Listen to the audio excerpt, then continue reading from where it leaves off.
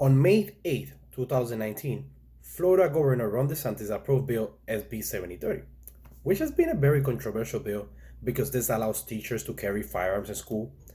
And honestly, I can see why people can be a bit concerned about it. People with different perspective, not gun owners, non-gun owners, and I can see it because I was, I was there before. I mean, 3 years ago, I didn't own a firearm, so I think I can relate in a way.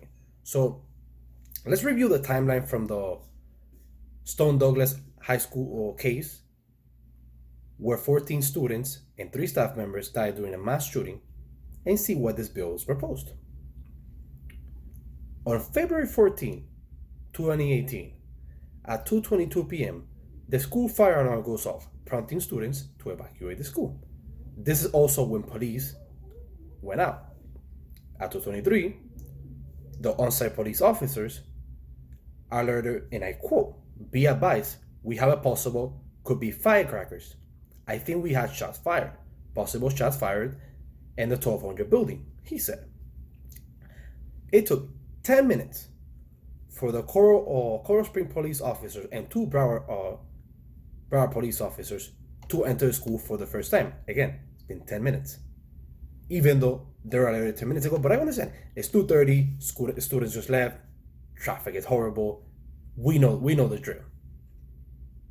In this shooting, 3 teachers lost their life. Just imagine if one of those teachers was able to carry that thing. Because always people give the perspective of the teachers. Yes, we all had those crazy teachers. But again, you have to look at the bill to see which teachers would be allowed to carry. Not just anyone. I know after the shooting, there was a lot of talk about, oh, gun control, gun control, gun control. But it's always a question that I ask. In my case, what did I do for you to propose a new law that's going to affect me, turn me into a felon, if I didn't do anything? And I'm not planning to do anything. It doesn't make sense. They don't understand it because it doesn't affect them directly. And I understand it out of fear. They're like, hey, I don't want this to happen again. Same here. I don't want this to happen. The difference is they want to disarm everybody, and I just want people that are willing to do it and go through the training to be able to stop the crime. Politicians are protected by armed security. Banks protect their money with armed security. How about our students? Maybe our students, maybe. One thing that I also don't understand is how you hear the fire alarm and you just start running out of school. I mean, sure, 2:30, people were probably leaving, and people that really wanted to leave was around 2:30. But normally when the fire alarm goes off, I remember the principal would make an announcement. He would make an announcement. It was like, hey, this is a fire drill. Hey, there's an actual fire. Stay in the class. But people just stormed out. And so many people, this maniac in the school. And let me show you the bill that we can both review it. First, as specified on Section 1006.12, Section 3, this is voluntary. No one is saying every teacher to carry a firearm. Only teachers that are willing to go through a training to be able to carry in school. So let's stop the nonsense. Let's see the requirements that every teacher should meet. First, hold a concealed carry license. For a concealed carry license, you have to pass a background check. Your fingerprints have to be submitted. You have to take a 4-hour training course on firearm safety, how to handle a firearm. In addition to that, they must complete an 144-hour training, which includes 80 hours of firearm instruction based on criminal justice standards, and the participants must pass with at least 85%. 16 hours precision pistol shooting, 8 hours of discretionary shooting instructions using state-of-the-art simulators, 8 hours of active shooter scenarios, 8 hours in defensive tactics, 12 hours of instructions in legal issues. They must pass a psychological evaluation. They must pass a drug test, and also they can have random drug tests just to make sure that they meet the requirements of the sheriff's officer, no, the sheriff's office. Successfully completing ongoing training, weapon inspection, and firearm classification at least on an annual basis. 144 hours. And just holding a concealed carry license, 144 hours. So let's stop talking about nonsense or crazy teachers, non-qualified teachers. We're talking about people that will be trained, and people that are willing to do it. Now let's go back to the school.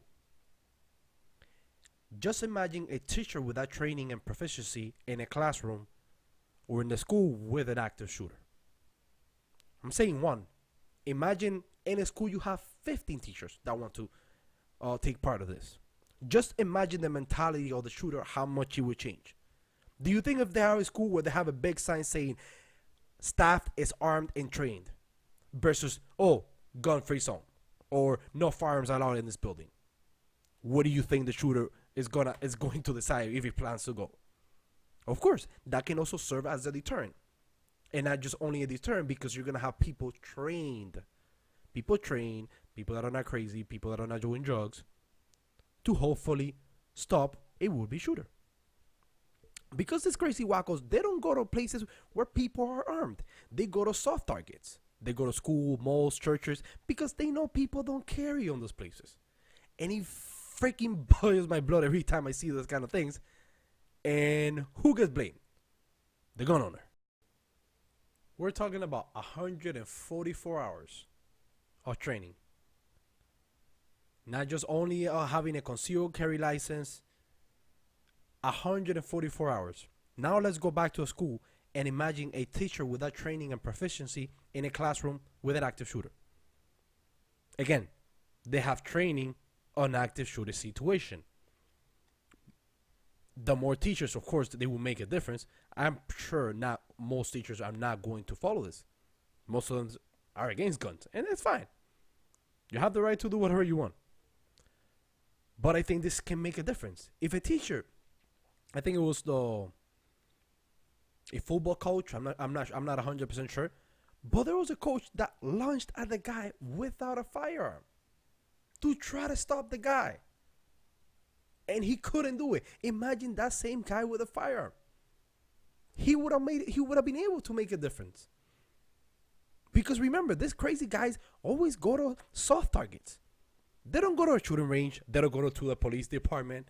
No, they go to school, malls, churches, because in those places, normally people don't carry. Because those are places of peace, places where you're not expecting to have violence to occur. But these people are crazy.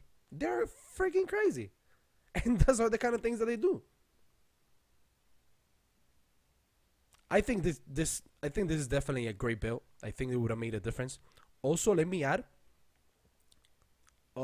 this crazy guy, he actually commented on a YouTube video, which was reported to the FBI in September. Let me get the correct date. This video was in November 2017. I'll add it in that way you guys can see it. Nothing happened. Yet for 5 months after? Sorry, 3 months after. This crazy guy did whatever he did. I think we need people that can actually be able to stop the crime. That would definitely make a difference. At the end, all shootings, and when a good guy with a firearm is able to stop them. And yes, that includes the police.